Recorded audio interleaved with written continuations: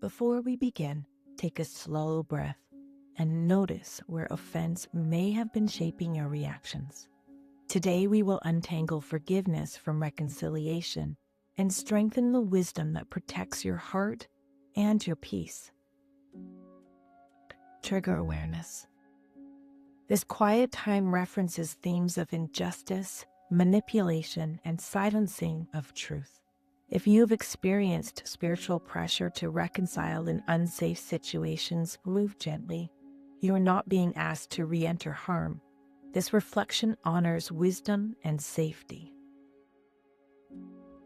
Herod hears about Jesus and immediately feels threatened. The reports of miracles stir something unsettled within him.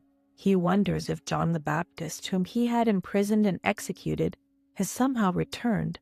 The past is not quiet for him, it echoes. John had spoken truth plainly. He told Herod that taking his brother's wife was not lawful. There was no insult in his tone, no spectacle in his delivery. It was simply truth. But truth does not always land gently in hearts that are already divided. Herod was intrigued by John. He listened to him. He even protected him for a time. Yet he also kept him bound. He lived in tension, drawn to truth and defensive against it at the same time. At a banquet filled with spectacle and pride, a careless promise becomes a trap. Herod chooses reputation over repentance. He chooses image over integrity. John is executed not because truth was unclear, but because pride was louder. This is the cost of truth in a divided heart. Truth does not create division, it reveals it. And when offense is allowed to mature unchecked, it will silence what confronts it. Reflection. Offense rarely announces itself as rebellion. It feels justified, it feels protective, it feels like clarity. Herod was not ignorant of truth. He was unsettled by it. He kept John close enough to hear him, but far enough away to avoid surrender. That internal division created instability, and instability always looks for someone else to silence. Forgiveness and reconciliation are not the same thing. God invites us to forgive as we have been forgiven, because forgiveness releases bitterness, anger, and offense from our own hearts. It frees us from carrying pain that no longer needs to define us. Reconciliation, however, is not something God requires you to force yourself into. It requires repentance. It requires humility. It requires evidence of change.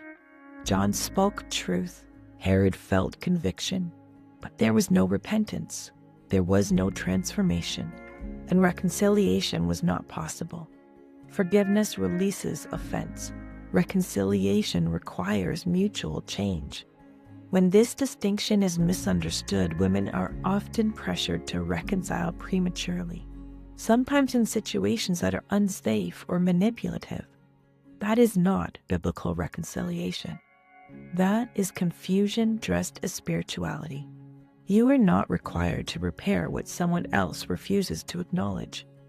Reconciliation begins in your heart through forgiveness, but it does not obligate you to restore access where there is no repentance. When identity is secure, offense loosens. When worth is anchored, you no longer need anger to protect you.